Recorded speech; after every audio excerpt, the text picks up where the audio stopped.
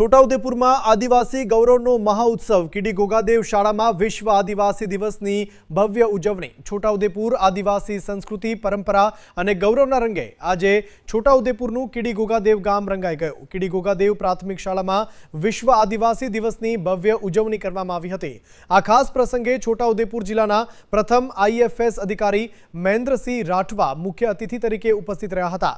પદ્મશ્રી પરેશભાઈ રાઠવા સહિત સમાજના અનેક અગ્રણીઓએ પણ કાર્યક્રમમાં હાજરી આપી હતી। આદિવાસી ગૌરવ, આદિવાસી સંસ્કૃતિ અને પોતાની ધરતી સાથે જોડાયેલી પરંપરાનો ભવ્ય સંગમ। છોટાઉદેપુરના કીડી ગોગાદેવમાં વિશ્વ આદિવાસી દિવસની એવી ઉજવણી થઈ કે જાણે સમગ્ર શાળા પરિસર આદિવાસી સંસ્કૃતિના રંગમાં રંગાઈ ગયો।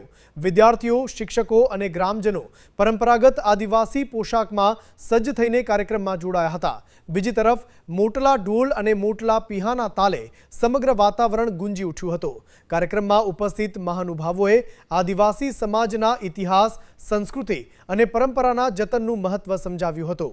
આ કાર્યક્રમમાં 600 થી વધુ વિદ્યાર્થીઓ અને ગ્રામજનો જોડાયા હતા, જેના કારણે સમગ્ર કાર્યક્રમ આદિવાસી એકતા અને સાંસ્કૃતિક ગૌરવનું ભવ્ય ઉદાહરણ બની રહ્યો અને ઉજવણી સાથે પર્યાવરણનો સંદેશ પણ આપવામાં આવ્યો। કાર્યક્રમ બાદ શાળા પરિસરમાં વૃક્ષારોપણ કરવામાં આવ્યું। આ માત્ર ઉજવણી નહોતી, આથી પોતાની સંસ્કૃતિ, પોતાની પરંપરા અને પોતાના આદિવાસી ગૌરવને જીવંત રાખવાની એક ભવ્ય પહેલ।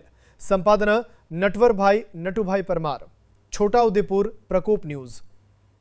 સત્યની સાથે જનતાની વાત।